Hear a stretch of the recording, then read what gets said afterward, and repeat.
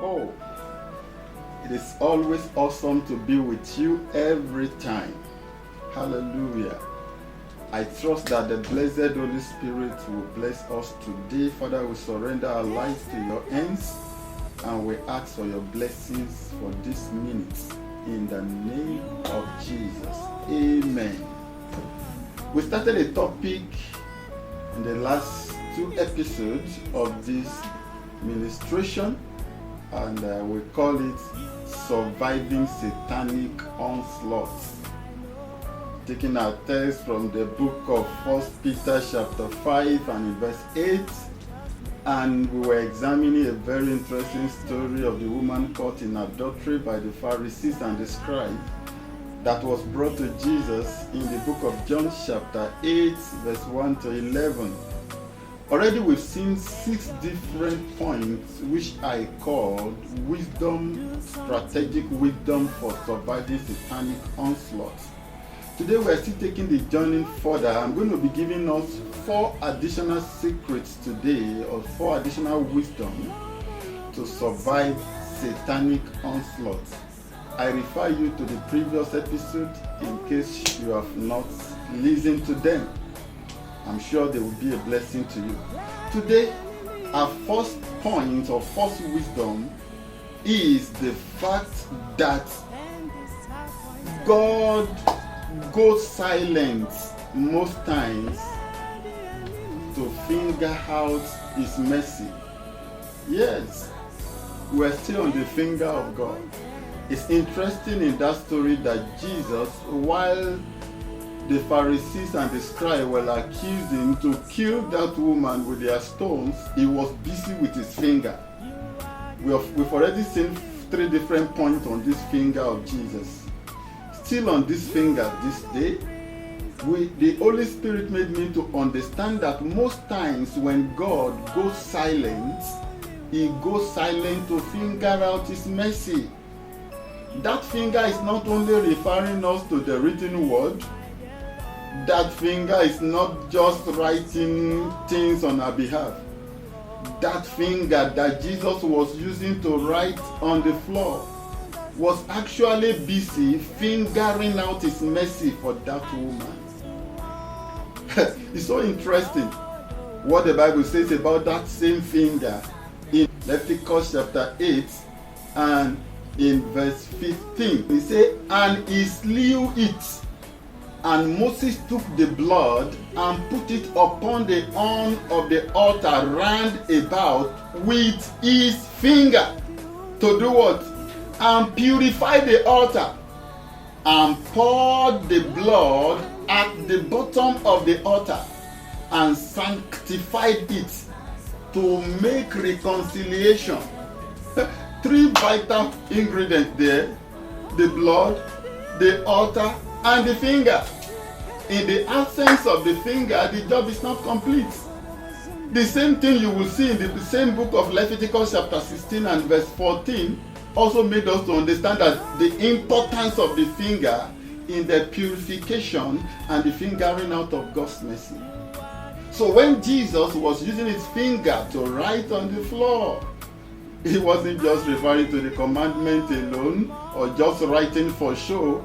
He was fingering out his mercy. So sometimes when God goes silent, most times he goes silent on our issues to finger out his mercies on our behalf. That's the first wisdom I like us to take home today. The second wisdom I also like us to take home is that while the devil is busy looking for people to take to hell, like that woman, God is busy searching for people to snatch from the gate of hell. They've set trap for that woman. They've been trailing her. The devil possessed the Pharisees and the scribes. They've been trailing that woman. Finally, they got her. Finally, they were at the last moment just to release the soul and send that woman finally to hell. But at that point, God was busy. The Lamb of God was busy. the compassionate Savior was busy calculating and figuring out to snatch that woman out of the gate of hell. I don't care what sort of messages you've been hearing before of God. God, of course, God hates sins, but He's not looking for people He will throw to hell. Yes, He hates your bad past, but He can't because of that and throw you to hell. What? And with everything He has, He will rescue you. He has paid the utmost price. If only you will cooperate. God's primary assignment, God's primary focus is looking for people to rescue from the gate of hell. Thank God for wonderful messages of holiness. They are good. We need them. But let us also bear it in mind that while those messages are coming to you as if you are a wasted soul, you feel like killing yourself, as if you are not useful again, don't forget that while the devil is busy looking for people to throw to hell, God is also very, very busy in search of people to snatch from the gate of hell. The third wisdom for today I like us to take home to survive satanic onslaught is the fact that nobody wins a blame game before God other than the silent and the contrite soul. Oh yes. No matter how skillful any man is, no man wins a blame game. No matter how wise, no matter how skillful, how calculated he or she is, no man wins a blame game before God other than the one that is contrite in heart and the one that is silent. That was that woman in question. The Pharisees and the scribes came with all their aggregation. They were quoting the law. This is what the law of Moses say. What do you say? These are our evidences. We caught her in the matter. All this and this and this and this and that. But it's interesting that the woman was silent. If the woman has a lawyer, she actually has a labor of defense. Nobody commits adultery alone. Where is the other partner? The woman has issues to table on the ground. And like I said previously, I'm suspecting that one of those scribes and Pharisees, they were the one that set her up. Maybe some of them have slept with her before. She could have been saying all those things. She could have been claiming this and claiming that and having her own excuses also, but she was silent. She was contrite in the heart. And despite her silence, she won the game. And despite the skillfulness and the wisdom of the Pharisees, they lost the battle.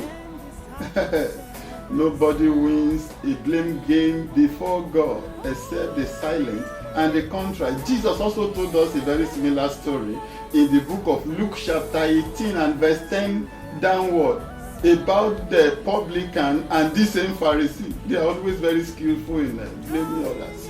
Huh? Two men went into the temple to pray, one a Pharisee and the other a publican. Huh?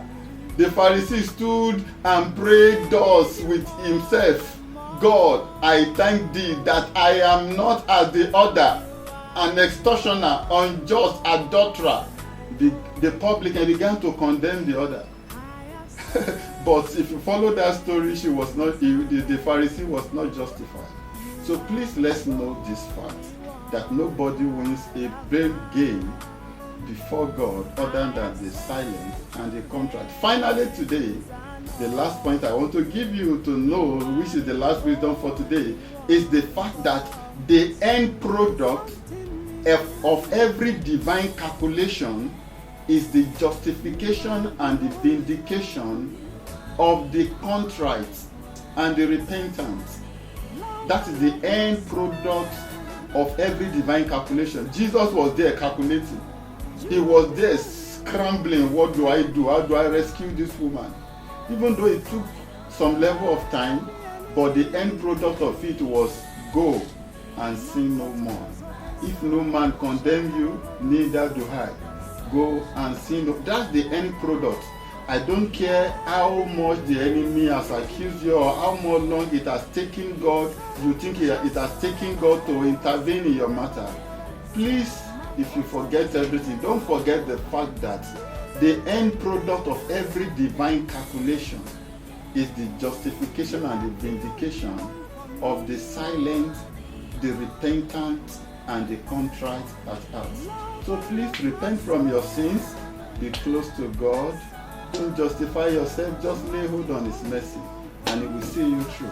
I love you with the love of God, and I'm sure that victory is all ours in Jesus' mighty name. See you as I conclude this series in the next episode. Shalom.